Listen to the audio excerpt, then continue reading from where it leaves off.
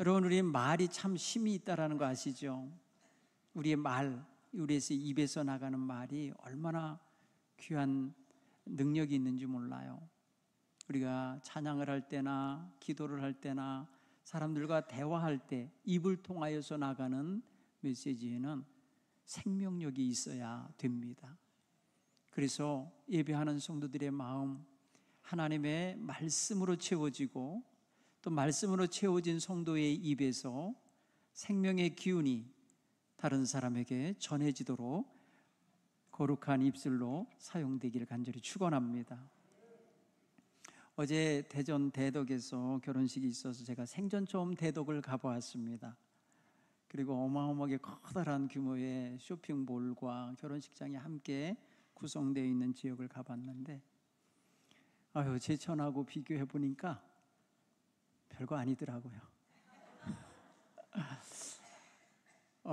결혼식을 마치고 돌아오던 길에 휴게소 한 곳을 들렸습니다. 차 한 잔을 빼서 마시면서 둘러보는데 그런 문구를 써놓은 정원이 있었어요. 완벽한 사람은 없다. 완벽한 사람은 없다. 그러나 매일 자기를 새롭게 할 수는 있다. 이런 유의 문구였어요. 또 한 곳에 이르렀더니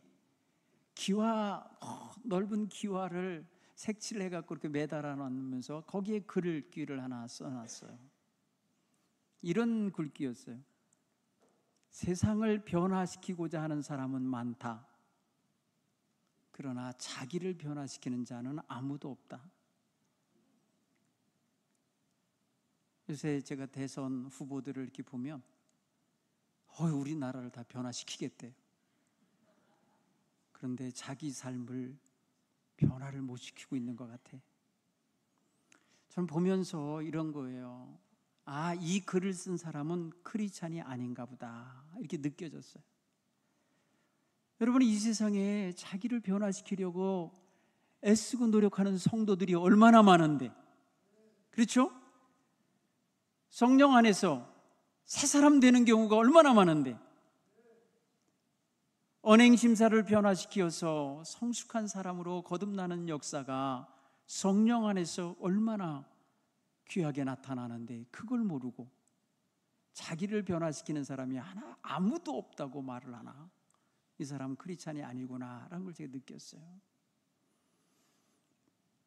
크리스찬이라면 완벽한 사람도 하나도 없고 세상을 변화시키려는 사람은 많지만, 그러나 성령 안에 있는 사람은 자기를 변화시키고 세상도 변화시킬 수 있다, 이렇게 쓸 것 같아요.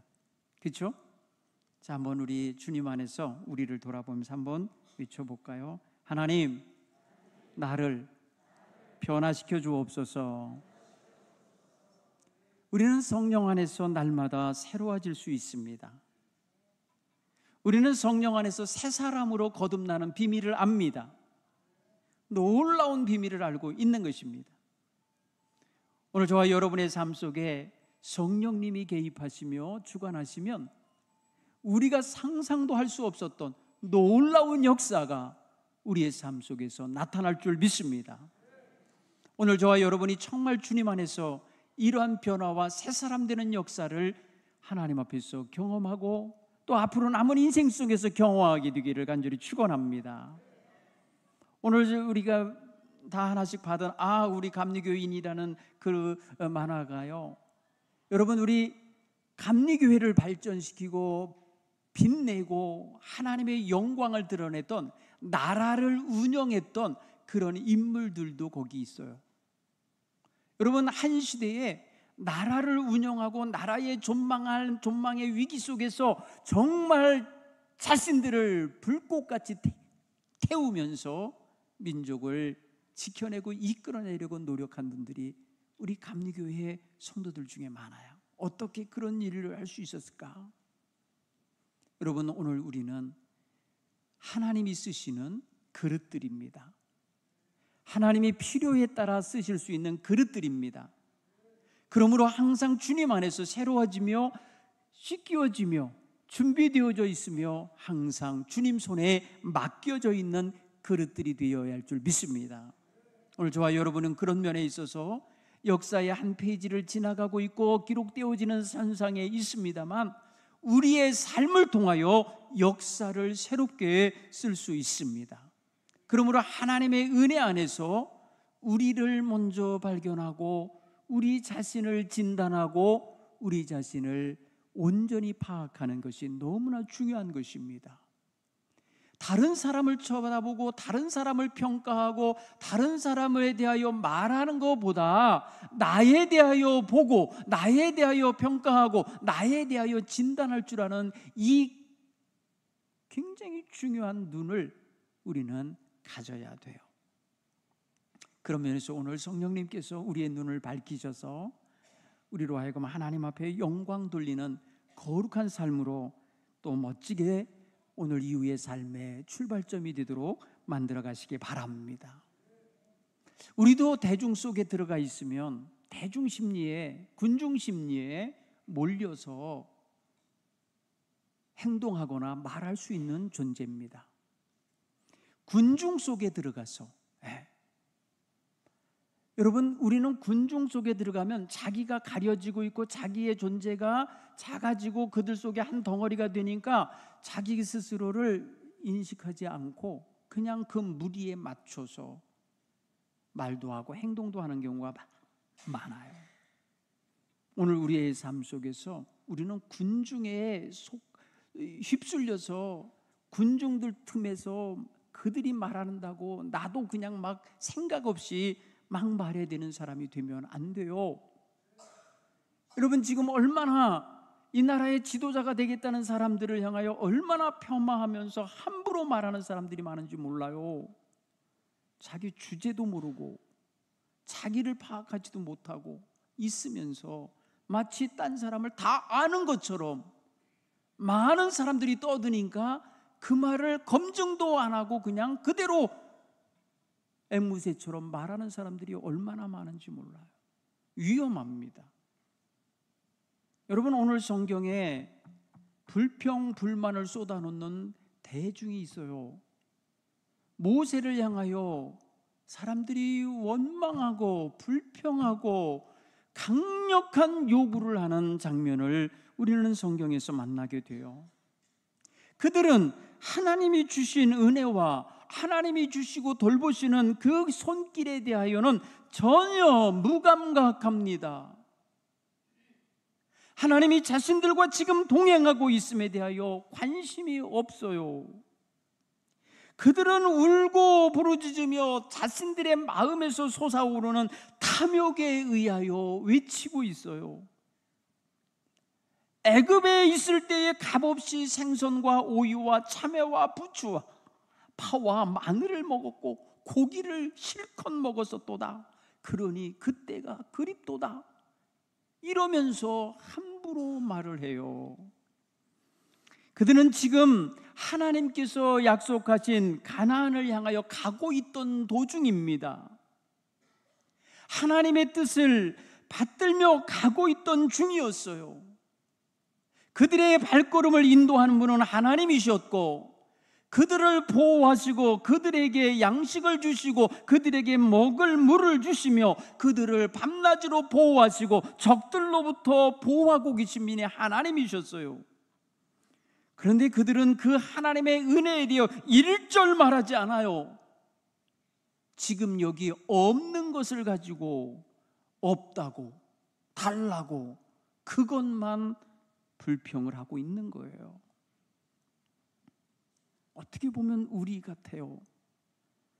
우리의 삶은 지금 하나님께로부터 받아 누리는 게 엄청 많은데 그 많은 것에 대한 감사, 범사 감사가 없으면서 모자라는 것, 상대적으로 부족한 것, 다른 사람은 있는데 내게 없는 것, 다른 사람은 큰데 나는 작은 것, 이런 것 때문에 하나님 앞에서 뭔가 모르게 불만을 갖고 있고 불평하고 있는 거 아닌가?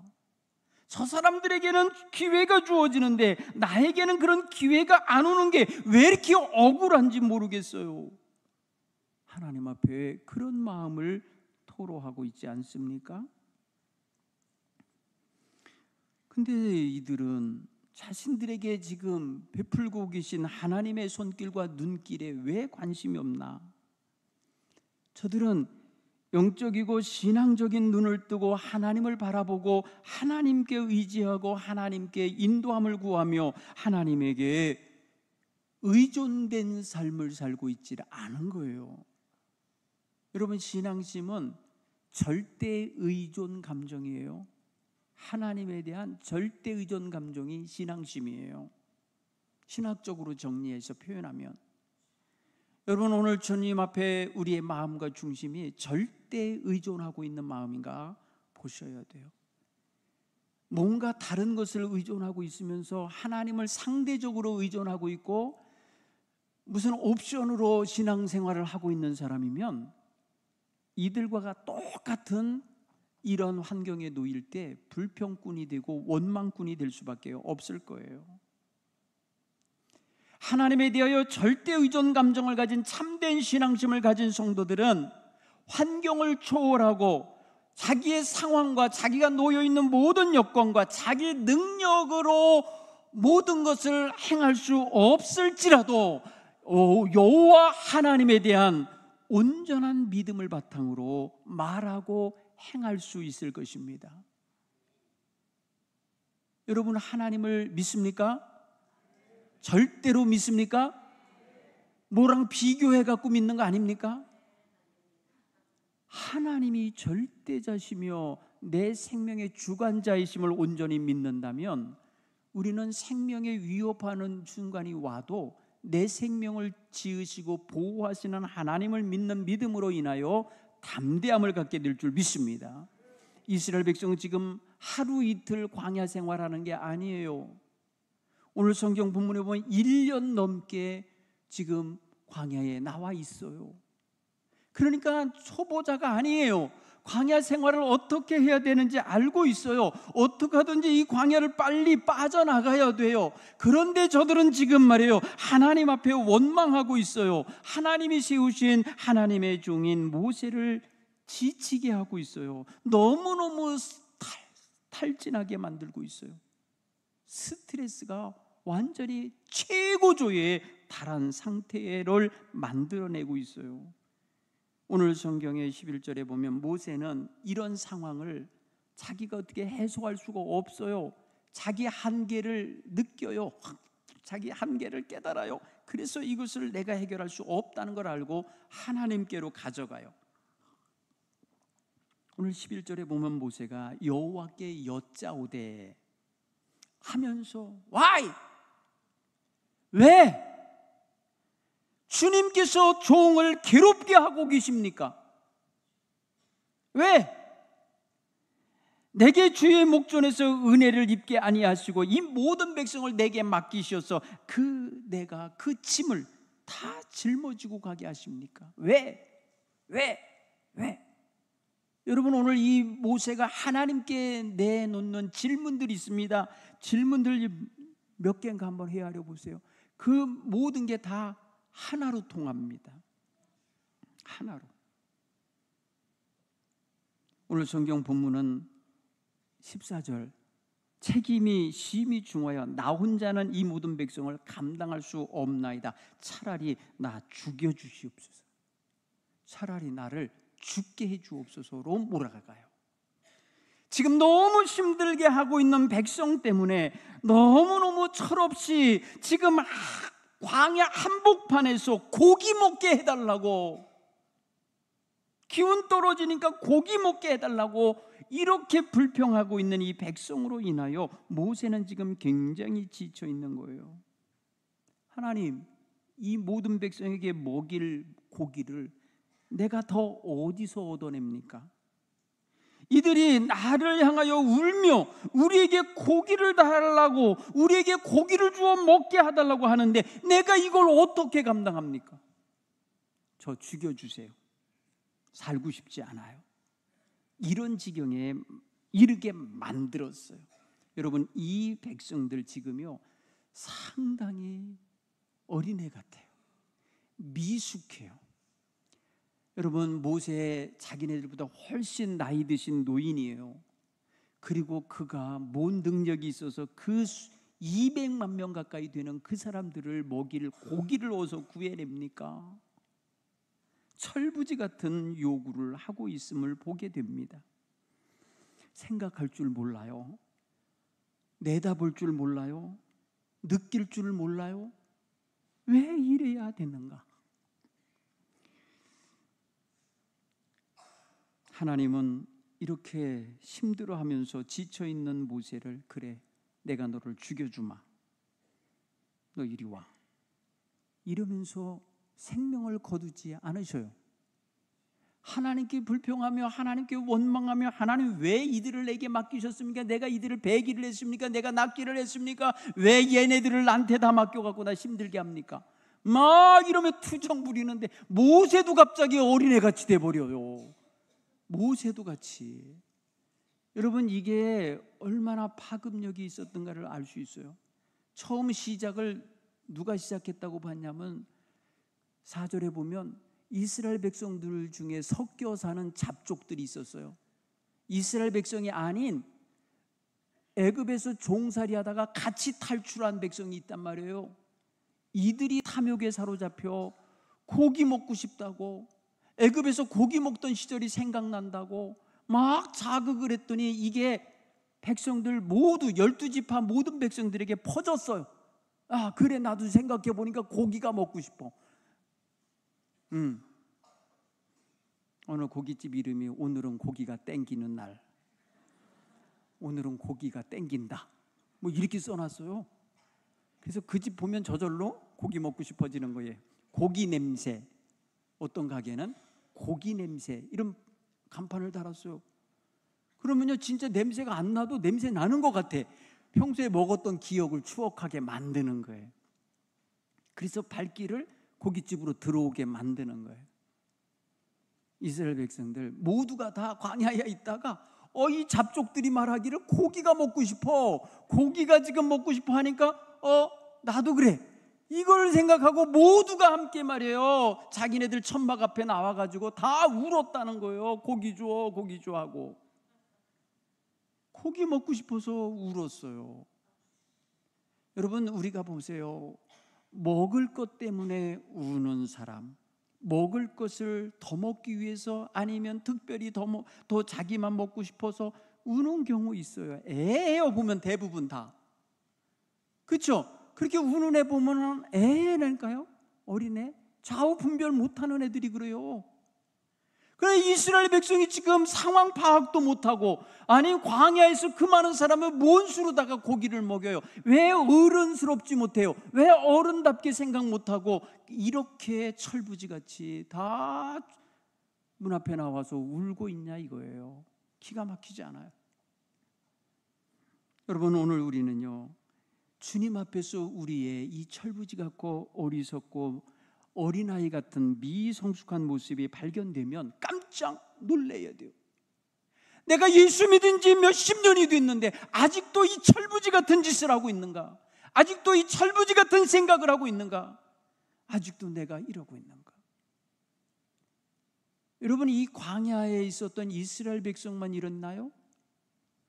초대교회에 성령 충만이 받았다고 하는 교회에서도 이 일이 벌어졌잖아요.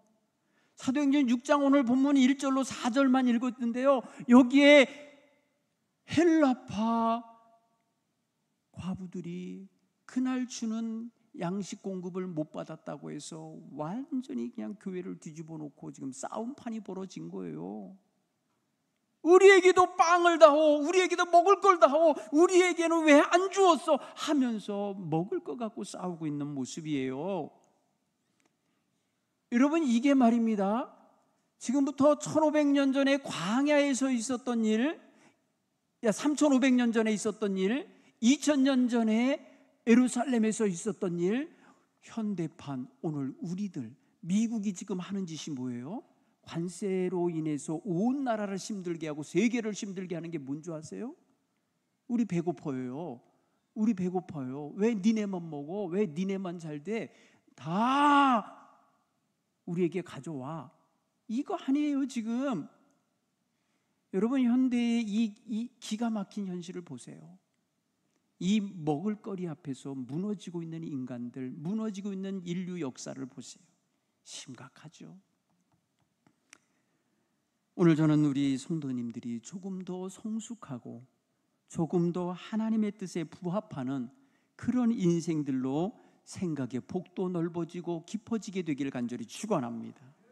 오늘 우리는 어떤 궁극적인 자리에서 내가 무너지고 내가 어떤 유혹 앞에서 깨지고 어떤 사회에서 내가 물들어 버리는 것을 보셔야 돼요. 뭐에 내가 자꾸 이렇게 약해지는가? 뭐로 인하여 내가 자꾸 하나님 영광을 가리고 사는가 보셔야 돼요. 이게 열려야 돼요. 이게 눈에 띄어야 돼요. 사랑하는 성도 여러분, 성령의 사람들은, 성령 충만한 사람들은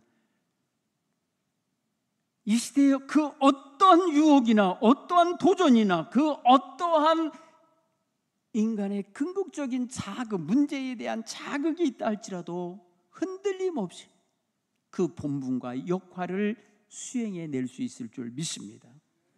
성령 충만한 사람들, 하나님 앞에서 새 사람 된 사람들입니다. 이런 사람들이 주님의 일에 동참할 때에 놀라운 은혜가 있는 것입니다. 여기서 새 역사가 창조되어지는 거예요. 제가 이 말씀을 묵상하면서 모세가 불쌍해지더라고요. 그런데 반면에 저는 굉장히 행복하더라고요. 와, 목사보다 더 똑똑한 교인들도 많고, 목사보다 더 열심히 있는 교인들도 많고, 목사보다 더 열정을 갖고 헌신하며 희생하는 성도들이 많은 데서 목회하니 제가 모세보다 훨씬 행복하지 않겠어요? 어린애같이 문 앞에 나와서 울면서 고기 달라고 하는 것이 아니라, 누가 행여라도 목마르지 않을까, 누가 행여라도 더 아프지 않을까, 누가 더 배고프지 않을까요? 열심히 섬기는 성도들이 있는 교회, 우리 동부교회 행복한 교회인 줄 믿습니다.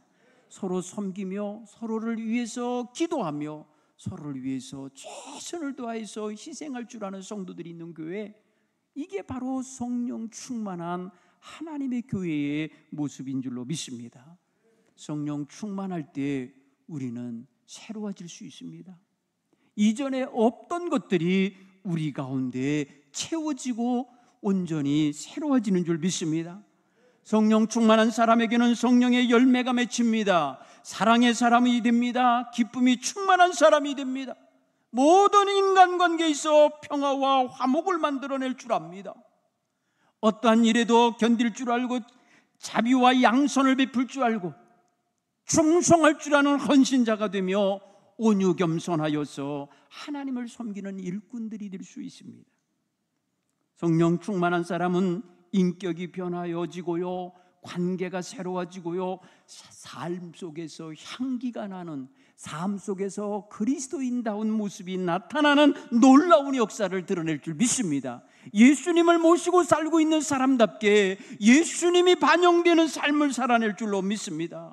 오늘 저와 여러분의 삶 속에서 정말 겸손하고 희생할 줄 알고, 용서할 줄 알고, 긍휼을 베풀 줄 알고, 기도하며 섬길 줄 아는 아름다운 모습을 갖게 되길 간절히 축원합니다. 성령 충만한 사람은, 따라서 해볼까요? 예수 그리스도를 본받는다. 여러분, 예수 그리스도의 마음과 그의 언행, 그의 영성을 본받아서 하나님을 기쁘시게 하는 일에 십자가를 찔지라도 달개질 수 있는 이러한 신앙의 자세가 있다는 것입니다. 회피하고 도망치는 것이 아니라 하나님의 영광을 드러내는 귀한 성도들로 거듭나질 줄로 믿습니다. 오늘 우리 감리교회 제47주년 평신도 주일입니다.